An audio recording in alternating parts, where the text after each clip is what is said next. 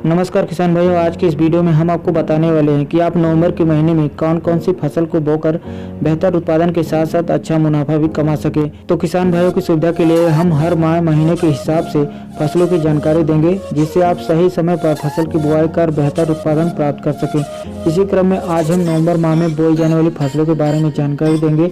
इसी के साथ उनकी अधिक उत्पादन देने वाली किस्मों के बारे में भी बताएंगे। ये जानते हैं नवंबर माह में बोई जाने वाली फसलों के बारे में।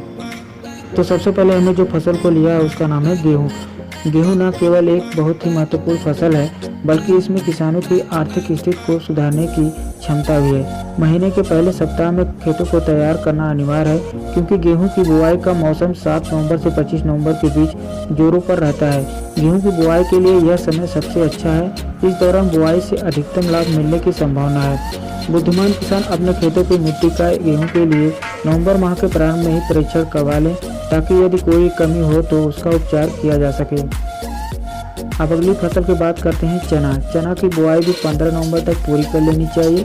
सामान्य चने की पूसा 256, पंतजी 144, KW 108 और 850 किस्में बुआई के लिए अच्छी होती हैं। यदि काबुली चना बोना है तो पूसा 267 और यल 550 किस्मों का चयन बेहतर हो सके तो मिट्टी की जांच करवाकर किसी वैज्ञानिक की खाद और उर्वरक की मात्रा निश्चित करवाएं।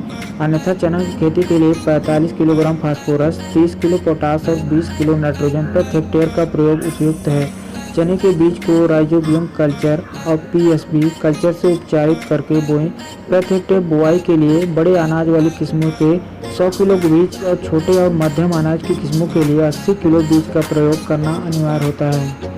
अब अगली फसल की बात करते हैं मटर और मसूर। आमतौर पर मटर और मसूर की बुआई का काम आखिरी महीने यानी अक्टूबर में किया जाता है, लेकिन किसी कारण से दाल और मटर की बुआई अभी तक नहीं हो पाई। ऐसे में आप 15 नवंबर बुआई का कार्य जरूर कर लें। मसूर की बुआई के लिए लगभग 40 किलो बीज प्रति हेक्टेयर की आवश्यकता होती है। इसी प्रकार मटर की बुआई के लिए भी प्रति हेक्टेयर 100 किलो बीज की आवश्यकता होती है। मटर और मसूर के बीजों को बुआई से पहले राइजोबियम कल्चर से उपचारित अवश्य करना चाहिए, अन्यथा परिणाम अच्छा नहीं होता। पिछले माह बोई गई मटर व मसूर की दाल में यदि सूखापन दिखे तो जरूरत के अनुसार सिंचाई करें। इसके अलावा खेत में अच्छी तरह से निराई गुड़ाई करें, ताकि खरपतवार नियंत्रण में रहे और मटर और मसूर की फसल पर लीफ लटना या तना बेतक कीट का असर दिखाई दे मोनोक्रोटोफास 3 EC वाली दवा का प्रयोग करें। अब अगली फसल है जौ। जौ भी नवंबर में बोया जाता है। जौ के लिए तैयार खेत में बुआई का कार्य 25 नवंबर तक पूरा कर लेना चाहिए। इस प्रकार जौ की देर से होने वाली फसल को दिसंबर के अंत तक बोया जाता है। वैसे तो इसकी बुआई समय से करना ही बेहतर होता है, क्योंकि देर से बोई जाने वाली फसल कम उपज देती है। जौ की बुआई में सिंचित और असिंचित खेतों में अंतर होता है। तदनुसार किसी वैज्ञानिक से बीज की मात्रा पूछी जानी चाहिए। विजया, कैलाश, आजाद, अंबर और करण जौ की 795 किस्में सिंचित क्षेत्रों के लिए अच्छी होती हैं। अब अगली फसल की बात करते हैं, उसका नाम है आलू। यदि आलू के खेत सूखे दिखाई दें तो इस महीने तुरंत सिंचाई कर देनी चाहिए, ताकि इसका उत्पादन तेजी से हो सके। यदि आलू की बुआई के 5 से 6 सप्ताह बाद हो तो 50 किलो यूरिया प्रति हेक्टेयर डालें। सिंचाई के बाद आलू के पौधे पर मिट्टी को अच्छी तरह से लगाएं।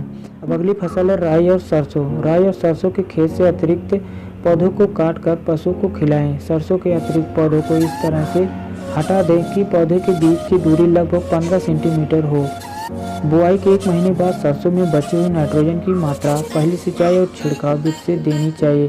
राई और सरसों के पौधों को सफ़ेद गेरू और झुलसाने वाली बीमारियों से बचाने के लिए पर्याप्त पानी में 2 किलो जिंक मैगजीन कार्बामेट 75% दवा का छिड़काव करें। इसके साथ ही प्रति हेक्टेयर की दर से छिड़काव करें। सरसों को चूरा और माहू कीट से बचाने के लिए दवा को 800 लीटर पानी में मिलाकर प्रति हेक्टेयर की दर से छिड़काव करना चाहिए। तो किसान भाइयों, मैंने नवंबर के माह में हल्का फुल्का 4-5 फसलों के बारे में बता दिया है।